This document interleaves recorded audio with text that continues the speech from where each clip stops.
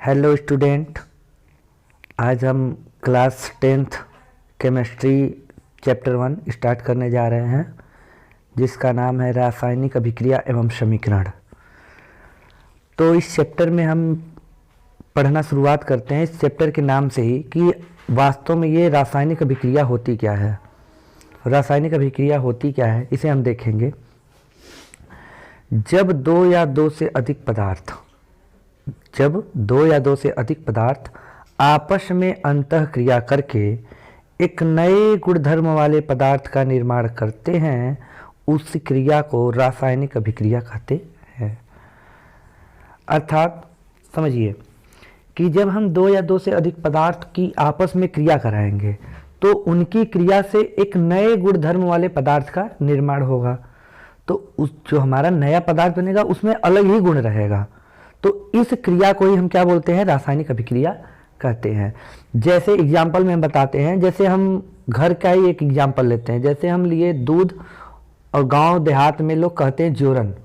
तो जब हम दूध और जोरन इनकी आपस में अंतःक्रिया कराएंगे, अर्थात इनको एक में क्या करेंगे? मिला देंगे। जब मिलाएंगे तो इसमें एक नए गुणधर्म वाले पदार्थ का निर्माण होगा। वो नया गुणधर्म कौन वाले पदार्थ का नाम रहेगा? दही।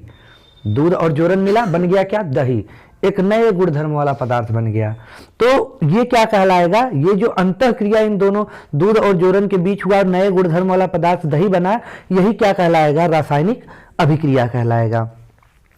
एक एग्जाम्पल अपने सिलेबस से लेते हैं, जैसे Mg, जैसे क्या है? Mg प्लस 2HCl जो है मैग्नीशियम प्लस हाइड्रोक्लोरिक अम्ल, इनकी आपस में क्रिया हुई तो क्या बना दिया? ये MgCl, ये Mg रहेगा। MgCl2 प्लस हाइड्रोजन गैस क्या होगा आपका? बाहर निकल जाएगा। ठीक है। इसके बाद हम लोग आते हैं रासायनिक समीकरण पे, कि रासायनिक समीकरण किसे कहेंगे। तो रासायनिक समीकरण में क्या होता है?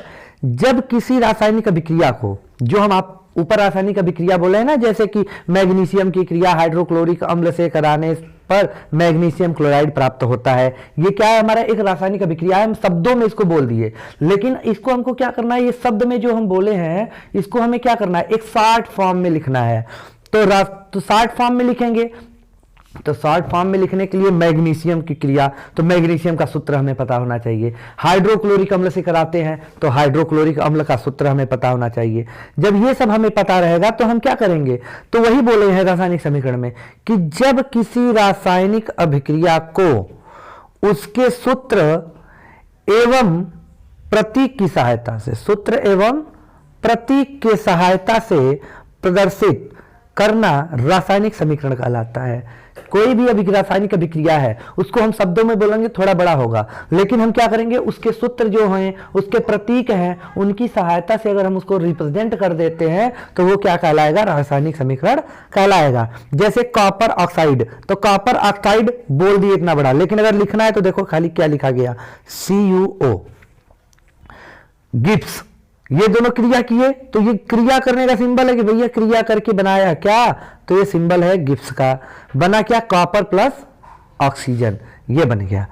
ठीक है। अगर इसको और छोटे में हम समझना चाहें तो बोल सकते हैं कि रासायनिक अभिक्रिया का संक्षिप्त विवरण, रासायनिक अभिक्रिया का संक्षिप्त विवरण क्या कहलाता है? रासायनिक समीकरण कहलाता है। कि भैया जो हम बड़ी बड़ी अभिक्रियाएं बोल रहे हैं उसको अगर हम संक्षिप्त रूप में लिख दे तो वही हमारा क्या कहलाएगा? रासायनिक समीकरण कहलाएगा। रासायनिक समीकरण कहलाएगा। अब ये जो रासायनिक समीकरण दो प्रकार के होते हैं। रासायनिक समीकरण दो प्रकार के होते हैं। नहीं, ये थोड़ा सा गलत है। रासायनिक समीकरण दो प्रकार के नहीं होते हैं, इसके दो घटक होते हैं। जो रासायनिक समीकरण होते हैं, इस रासायनिक समीकरण के दो घटक होते हैं। क्या होते हैं? दो घटक होते हैं। कौन कौन से? एक होता है अभिकारक, एक होता है उत्पाद। अभिकारक, ठीक है, अभिकारक और उत्पाद। अब हम देखेंगे कि अभिकारक क्या होता है और उत्पाद क्या होता है। तो अभिकारक रासायनिक अभिक्रिया में भाग लेने वाले पदार्थ, जैसे जो लोग आपस में अभिक्रिया करेंगे, जो पदार्थ आपस में अभिक्रिया कर रहे हैं, उनको ही हम क्या बोलते हैं? अभिकारक कहते हैं। जैसे ऊपर की अभी हम लोग अभिक्रिया देखें, ऊपर की अभिक्रिया देखें तो ये जैसे MgH ये वाला है, तो इधर वाला पार्ट जो कहलाएगा तीर, ये तो तीर बनी है, इस तीर के इधर बाईं साइड लेफ्ट हैंड में जो होता है, जो दोनों तत्व जो है, दोनों पदार्थ आपस में क्रिया कर रहे हैं, यही हमारे क्या कहलाएंगे, अभिकारक कहलाएंगे। ये क्या कहलाएंगे, अभिकारक कहलाएंगे। ठीक, और तीर के राइट हैंड यानी कि दाईं तरफ जो हमारा बनता है, जो हमें प्राप्त होता है, वो हमारा क्या होता है, उत्पाद होता है। क्या होता है, उत्पाद होता है। बस यही है हमारे दो घटक रासायनिक समीकरण के। तो वही बोले हैं यहां पे कि इसे तीर के बाईं ओर लिखते हैं। उत्पाद में क्या हुआ, उत्पाद रासायनिक अभिक्रिया के दौरान, रासायनिक अभिक्रिया के दौरान नए पदार्थ का निर्माण होता है, उसे उत्पाद कहते हैं। जैसे रासायनिक अभिक्रिया हुई और उससे जो हमारा नया पदार्थ बना, जिस नए पदार्थ का निर्माण हुआ वो उत्पाद हुआ। जैसे देखिए ये तीर हो गया, तीर के इस साइड जैसे हम कोई भी ले लेते हैं, जैसे हम Mg प्लस 2HCl ले लिए, ये तीर के इस साइड था। अब ये क्या बन जाएगा, MgCl2 और प्लस H2। अब इसमें जो ये वाला तीर के इस साइड वाला भाग है, ये हमारा क्या कहलाएगा, अभिकारक, और ये वाला जो भाग है वो क्या कहलाएगा, उत्पाद। क्या कहलाएगा, उत्पाद। ठीक, अब हम देखेंगे कि संतुलित और असंतुलित दो रासायनिक समीकरण हमारे आते हैं, संतुलित और असंतुलित। तो पहले हम असंतुलित रासायनिक समीकरण को देखते हैं कि असंतुलित रासायनिक समीकरण हम किसे कहेंगे।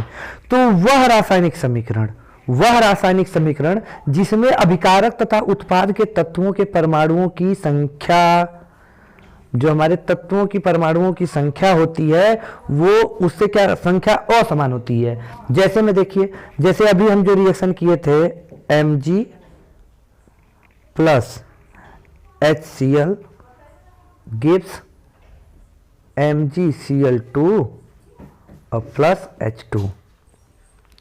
अब इसमें देखिए यहां पे Mg1, यहां Mg1, यहां Mg1, यहां हाइड्रोजन 1, लेकिन यहां हाइड्रोजन की संख्या कितनी होगी, 2। यानी अभिकारक और उत्पाद, जो अभिकारक और उत्पाद हो गए, दोनों ओर संख्याएं क्या है, असमान हो गई। तत्वों की संख्या कैसी होगी, असमान। जब अभिकारक और उत्पाद दोनों में तत्वों की संख्याएं क्या होगी, असमान होंगी, तो उसे हम क्या बोलेंगे, असंतुलित रासायनिक समीकरण। क्या बोलेंगे, असंतुलित रासायनिक समीकरण। जैसे देखिए यहां पे एक एग्जाम्पल दिया भी है, NaOH plus H2SO4 gives Na2SO4 plus H2O। इधर Na कितने हैं, एक, इधर Na कितना है, 2 अणु, Na का 1 अणु, Na का 2 अणु है। तो पहले ही हम देख लिए कि नहीं, ये क्या है, हमारा रासायनिक समीकरण असंतुलित है, क्योंकि तत्वों की संख्या अभिकारक और उत्पाद दोनों में क्या है, अलग अलग है। ठीक है, उसके बाद आते हैं संतुलित रासायनिक समीकरण। संतुलित रासायनिक समीकरण क्या, संतुलित रासायनिक समीकरण वह समीकरण है जिसमें अभिकारक तथा उत्पाद के तत्वों के परमाणुओं की संख्या समान होती है। यानी जितने इधर रहेंगे तत्व परमाणु के, उतने उत्पाद में ही अभिकारक उत्पाद दोनों में बराबर होंगे। जैसे देखिए वही सेम रिएक्शन, इसको बैलेंस कर दिया गया भैया, यहाँ Na के आगे 2 लगा दिया गया, तो ये Na क्या हो गया, 2NaOH प्लस H2SO4 बन गया, Na2SO4 एंड 2H2O बन गया। अब 2Na, तो 2Na है, तो 2Na इधर है, तो इधर भी देखो 2Na, यहाँ O1 यानी 2 से इधर ले लो, देखो 2 हो गया, 2 ठो H और इधर का 4 H मिल गया, कितना हो गया,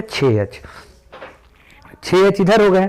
ठीक है, उसके बाद इधर देखिए नहीं, 6 ऑक्सीजन इधर हो गए। अब इधर ऑक्सीजन देखिए 4 और इधर से 2 ऑक्सीजन, ये 4 2 6 इधर भी हो गए। हाइड्रोजन देखिए यहाँ पे 2, इससे 2 हाइड्रोजन ये और 2 हाइड्रोजन ये, 4 हाइड्रोजन इधर हो गए। इधर देखिए 2 दूना के 4, ये यहाँ का 2, ये वाला 2 और यहाँ का 2 इंटू हो जाएगा, 2 दूना के 4 हाइड्रोजन इधर भी हो गए। उसके बाद असंतुलित रासायनिक समीकरण को संतुलित करना। क्यों हम संतुलित करते हैं, ये एग्जाम में हमेशा क्वेश्चन पूछता है कि असंतुलित रासायनिक समीकरण को संतुलित करना क्यों आवश्यक है। ये क्वेश्चन हमेशा पूछता है एग्जाम में कि 1 नंबर में आता है कि असंतुलित रासायनिक समीकरण को संतुलित करना क्यों आवश्यक है। तो असंतुलित रासायनिक समीकरण को संतुलित करना इसलिए आवश्यक है कि यह द्रव्यमान संरक्षण के नियम का पालन कर सके। कक्षा 9 में आप लोग पढ़े होंगे द्रव्यमान संरक्षण का नियम, उसमें बताया गया था। द्रव्यमान संरक्षण में बताया गया है कि रासायनिक अभिक्रिया से पहले किसी तत्व का द्रव्यमान जितना है, रासायनिक अभिक्रिया के बाद भी द्रव्यमान उतना ही रहना चाहिए। यह द्रव्यमान संरक्षण का नियम कहता है। इसीलिए इस नियम का पालन हो सके, इसलिए हमें किसी भी रासायनिक समीकरण को संतुलित करना पड़ता है। अब आगे हम लोग देखेंगे रासायनिक अभिक्रिया के प्रकार, कि ये रासायनिक अभिक्रिया के प्रकार, की ये रासायनिक अभिक्रियाएं हमारी कितने प्रकार की होती हैं। तो हमारी जो रासायनिक अभिक्रियाएं होती हैं ये मुख्यतः 5 प्रकार की होती हैं। जैसे पहला संयोजन या वियोगात्मक अभिक्रिया, इसी को हम क्या बोलते हैं, संयोजन भी बोल सकते हैं और योगात्मक भी बोल सकते हैं। सेकेंड आता है वियोजन या अपघटन अभिक्रिया, या तो वियोजन बोले या तो अपघटन बोले। तीसरा है विस्थापन, चौथा द्विविस्थापन और पांचवा रेडॉक्स।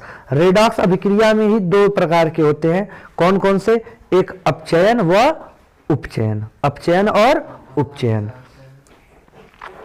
पहले के बारे में हम लोग पढ़ते हैं कि संयोजन या योगात्मक अभिक्रिया, कि संयोजन या योगात्मक अभिक्रिया होती क्या है।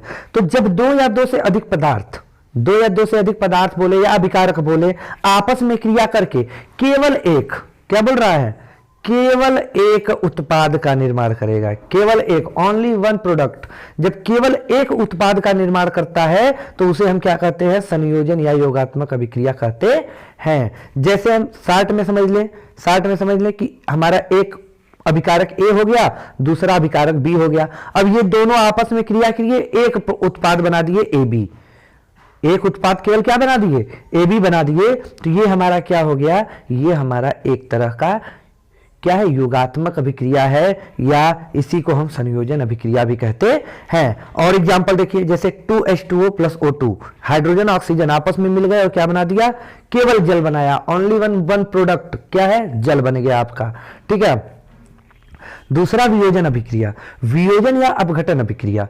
अब इसमें क्या होता है, जब केवल एक अभिकारक टूटकर छोटे छोटे उत्पाद का निर्माण करता है, उसे वियोजन या अपघटन अभिक्रिया कहते हैं। उसे हम क्या कहते हैं, वियोजन या अपघटन अभिक्रिया कहते हैं। इसमें ओनली वन हमारा क्या होगा, अभिकारक होगा, केवल एक अभिकारक होगा, केवल एक अभिकारक होगा, और उस पर अगर हम क्रिया कराएंगे तो वो क्या होगा, देखो ये ए बी, ये हमारा क्या है, एक अभिकारक है।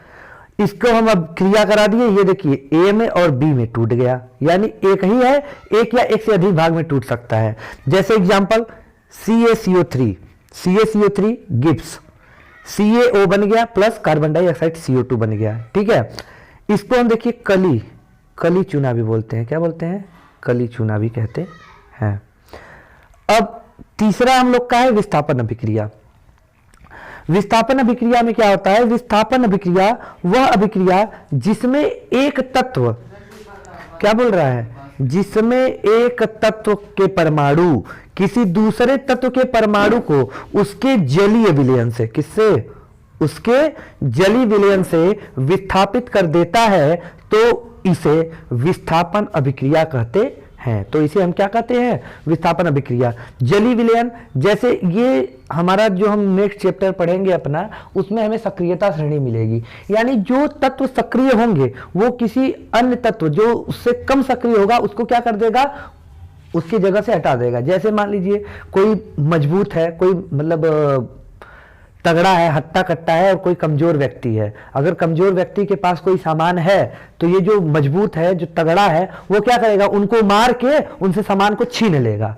लेकिन अगर कमजोर व्यक्ति के पास सामान नहीं है, मजबूत व्यक्ति के पास सामान है, तो क्या कमजोर व्यक्ति छीन पाएगा, नहीं छीन पाएगा। उसी तरह से यहाँ पे जो अधिक सक्रिय होते हैं वो कम सक्रिय तत्व से उनके पास जो उनके परमाणु होंगे उनको उनसे छीन के अलग कर लेगा, यानी उनसे विस्थापित कर देगा, अलग कर देगा। तो वही बोला है कि वह अभिक्रिया जिसमें एक तत्व के परमाणु किसी दूसरे तत्व के परमाणु को उसके जलीय विलयन से क्या करते हैं, उसके जलीय विलयन से विस्थापित कर देता है, तो इसे हम विस्थापन अभिक्रिया करते हैं। जैसे AB+ C गिब्स। अब देखिए यहां जो AB है, इसमें का जो B है, इस C क्या करेगा, इस B को छीन लेगा, B क्या करेगा, C को छीन लेगा, और बना क्या लिया, क्या बना लिया, रुकिए, ये बना लेगा BC, क्या बना लेगा, BC बना लेगा। यहां पे थोड़ा ये गलती है, ये बना लेगा, ए को अकेला कर देगा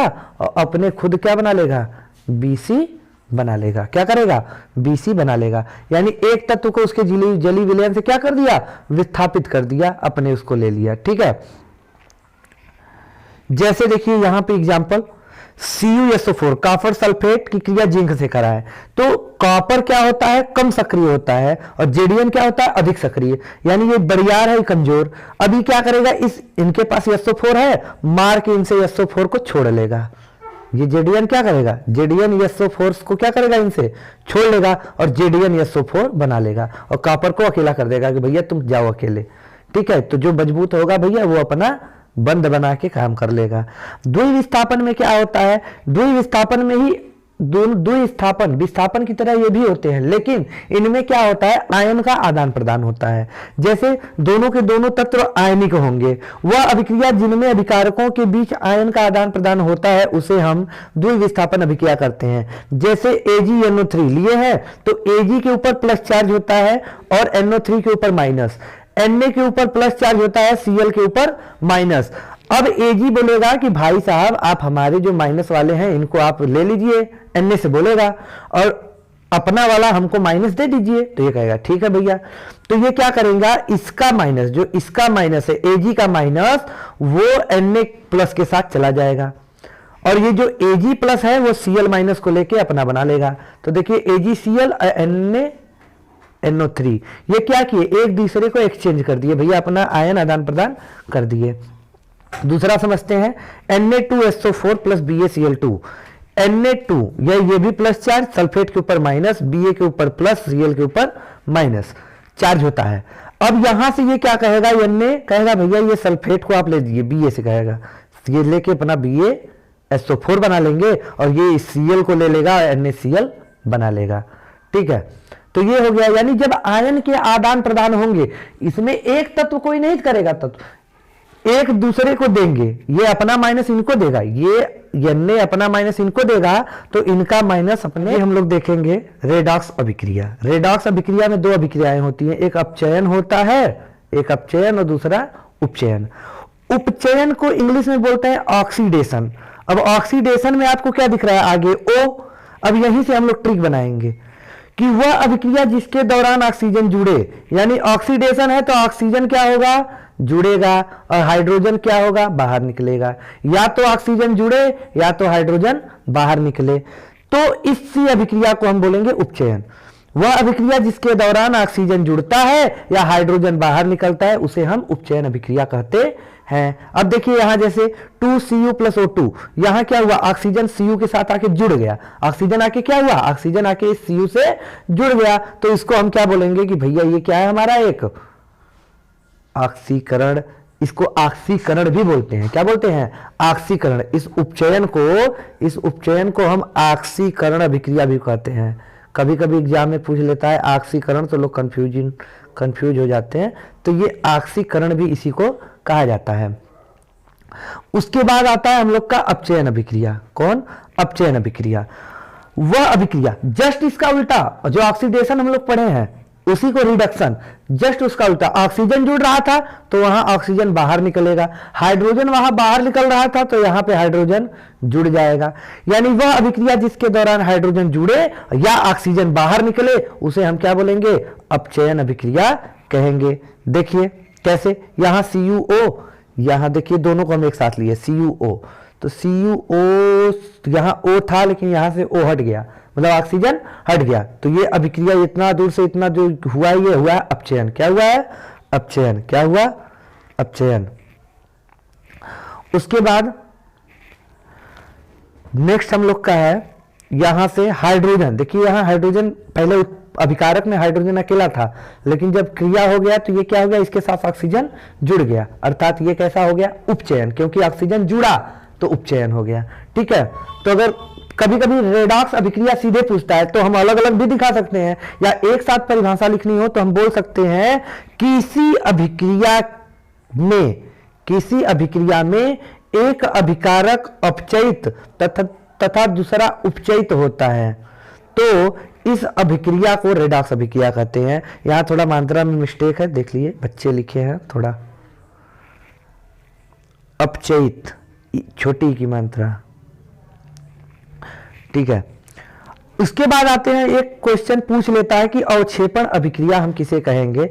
तो सीधी बात है, इसमें अवक्षेपण से ही हम निकालेंगे इसका तात्पर्य। अवक्षेपण, अवक्षेप, ये एड़ा वाला हटा देंगे, इसकी परिभाषा बन जाएगी कि जिस अभिक्रिया के दौरान अवक्षेप का निर्माण होता है उसे हम क्या कहते हैं, उसे अवक्षेपण अभिक्रिया कहते हैं। उसे हम क्या कहते हैं, अवक्षेपण अभिक्रिया कहते हैं। अवक्षेप का निर्माण हुआ, अवक्षेपण अभिक्रिया कहला जाएगी, ठीक है। अब आते हैं ऊष्माक्षेपी तथा ऊष्माशोषी, दो चीजें पूछी जाती हैं कि ऊष्माक्षेपी तथा ऊष्माशोषी अभिक्रिया क्या होती है। तो जिस अभिक्रिया के दौरान ऊष्मा उत्पन्न होती है, जिस अभिक्रिया के दौरान ऊष्मा क्या होगी, उत्पन्न होती है, उसे हम ऊष्माक्षेपी अभिक्रिया कहते हैं। उसे हम क्या कहते हैं, ऊष्माक्षेपी अभिक्रिया कहते हैं। ऊष्माशोषी अभिक्रिया, जिस अभिक्रिया के दौरान ऊर्जा अवशोषित होती है, जो हमारी ऊष्मा होगी, जो ऊर्जा होगी, वो क्या कर ली जाएगी, अवशोषित कर ली जाएगी, उसे हम बोलेंगे ऊष्माशोषी अभिक्रिया कहेंगे। उसके बाद इस चैप्टर का लगभग नेक्स्ट टॉपिक हम लोग आ गए हैं, संक्षारण। जब कोई धातु अपने आसपास के अम्ल, आर्द्रता आदि के संपर्क में आता है तो वह संक्षारित हो जाता है। जब कोई धातु अपने आसपास के अम्ल, आर्द्रता, नमी आदि के संपर्क में आता है तो वह संक्षारित हो जाता है। इस प्रक्रिया को संक्षारण कहते हैं। जैसे लोहे के ऊपर लाल भूरी रंग की परत, चांदी के ऊपर काली परत व तांबे के ऊपर हरी परत का चढ़ना संक्षारण का उदाहरण है। हम लोग देखते हैं कि कुछ समय के लिए लोहे को अगर हम खुले में रख दें तो उस पर भूरे रंग का परत जम जाता है। जब उसको हम क्या करेंगे, हाथ से टच करेंगे तो भूरे रंग का परत जम जाएगा। एल्युमिनियम जो होता है, एल्युमिनियम का भी संक्षारण होता है, लेकिन उसमें अत्यधिक समय लगता है। पुराना एल्युमिनियम कहीं होगा तो आप लोग उठा के देखिएगा, उसको जब हाथ से ऐसे करेंगे तो उसमें से सफेद रंग का निकलेगा। या अंगूठी कोई चांदी का पहना होगा तो उसमें आप देखेंगे कि काले काले रंग का धब्बा जम जाता है। तो वो क्या होता है, चांदी में संक्षारण के जब होता है तब ऐसे काले रंग के परत चढ़ जाते हैं, ठीक है। उसके बाद हम लोग आएंगे संक्षारण से होने वाली हानियां, कि संक्षारण से क्या क्या हानियां हो सकती हैं हमें। तो संक्षारण के कारण कार के ढांचे, लोहे के पुल, लोहे की रेलिंग, जहाज तथा धातु विशेष कर लोहे से बनी वस्तुओं की बहुत क्षति होती है। जंग लग जाता है तो जो लोहे से बनी हुई चीजें होती हैं उसकी ज्यादा क्षति होती है। जो लोहे से पुल हुआ, ये हुआ, इसीलिए लोग क्या करते हैं, उसको बचाने के लिए कि जंग ना लगे, संक्षारण उसका ना हो, तो बहुत सारे उपाय करते हैं। वो उपाय भी हम लोग को जानना है, तो हम लोग आगे देखेंगे संक्षारण से बचाव के उपाय। तो संक्षारण से बचाव के उपाय में पहला है पेंट लगाकर। पहला क्या है, पेंट लगाकर, कि भैया हम क्या करेंगे, संक्षारण से बचाना है, पेंट लगा दिए। अब पेंट लगने से क्या होगा कि जो हमारा वायु से सीधा संपर्क हो रहा था वो संपर्क रुक जाएगा और वो धातु जो हमारी होगी वो संक्षारण से बच जाएगी। ग्रीस लगाकर हम क्या करते हैं, ग्रीस लगा देते हैं। ग्रीस लगाने से भी, ये भी एक तैलीय पदार्थ ही है ग्रीस, या मिट्टी का तेल है। मिट्टी के तेल में क्या करेंगे, कुछ ऐसी वस्तुएं हैं जिनको हम क्या करें, संक्षारण से बचाने के लिए मिट्टी के तेल में डुबो देते हैं कि इसमें संक्षारण नहीं होगा, ठीक है। अब आते हैं नेक्स्ट टॉपिक चैप्टर का, विकृत गंधिता। किस पे आते हैं, विकृत गंधिता, कि ये विकृत गंधिता होती क्या है। जब वसा या तेल तथा उसमें बनाए गए खाद्य पदार्थ वायु की ऑक्सीजन से क्रिया करके ऑक्सीकृत होते हैं तो उनमें एक विशेष प्रकार की गंध आने लगती है। एक विशेष प्रकार की क्या होने लगेगी, गंध आने लगती है, तथा उसका स्वाद भी क्या होता है, खराब हो जाता है। जैसे हमारे घर में जो खाना होना बनता है तो हम क्या करते हैं, वो खाना तेल में बनेगा, वसा में बनेगा, तो हम देखते हैं कि कुछ समय के बाद, एक निश्चित समय के बाद क्या होता है, खराब हो जाता है। जैसे रात का बना है, ठंडी के समय में तो अक्सर नहीं होता है, लेकिन गर्मी के समय में रात का कोई खाना, सब्जी उब्जी बना है, उसको सुबह देखते हैं तो एकदम क्या होता है, उसमें से एकदम दुर्गंध आने लगती है। तो ये किसके कारण होता है, ये जो ऑक्सीजन है वायु में उपस्थित, वो क्या करता है, तेल या वसा के संपर्क में आकर ऑक्सीकृत हो जाता है और सामान को क्या करता है, खराब कर देता है, ठीक है। अब विकृत गंधिता से बचाव के उपाय, तो जो तेल तथा वसा युक्त खाद्य पदार्थ को लंबे समय तक सुरक्षित रखने के लिए, उनमें उपचयन रोकने के लिए प्रतिऑक्सीकारक पदार्थ मिला देते हैं। प्रतिऑक्सीकारक यानी जो ऑक्सीजन से क्रिया को क्या करे, निष्क्रिय कर दे, ऐसे पदार्थों को उसमें मिला देते हैं। ठीक है। खाद्य पदार्थों को वायुरोधी पात्र में रख के उसे विकृत गंधता से बचाया जा सकता है। जैसे हमारा जो खाद्य पदार्थ है, जो खाद्य पदार्थ है, खाने वाला पदार्थ है, वायुरोधी बर्तन यानी जिसमें वायु प्रवेश न कर पाए, ऐसे पात्र में रख के विकृत गंधता से बचाया जा सकता है। तीसरा, रेफ्रिजरेटर में रखकर, अब रेफ्रिजरेटर घर में जैसे फ्रिज है, फ्रिज में क्या होता है, लोग खाने को क्या करते हैं, रख देते हैं, तो वहां पे ठंडा हो जाता है खाना, तो ऑक्सीकरण होने की संभावना कम हो जाती है, इसलिए खाना क्या होता है, थोड़ी देरी तक, मतलब जो उसका सामान्य स्वरूप था उससे कुछ अधिक समय तक क्या होता है, ये रुक जाता है खराब होने से। चौथा, जैसे देखते हैं चिप्स निर्माता कंपनियां, ये तो कुछ दिन तक रखना पड़ता है, जो कुरकुरे हुआ, चिप्स हुआ, जो पैकेट में बंद आते हैं, ठीक है, उनको अगर हम, वो भी तो तेल में ही बनेंगे, बिना तेल को तो बनेगा नहीं। तो चिप्स निर्माता कंपनी चिप्स की थैली में से ऑक्सीजन हटाकर उसमें नाइट्रोजन जैसे कम सक्रिय गैस भर देते हैं। इससे चिप्स का उपचयन नहीं हो पाता है, इससे जो चिप्स होता है वो खराब नहीं हो पाता है और हम इसे बचाकर रख लेते हैं। धन्यवाद। आशा करता हूं आप लोग को मेरा यह वीडियो अच्छा लगा होगा।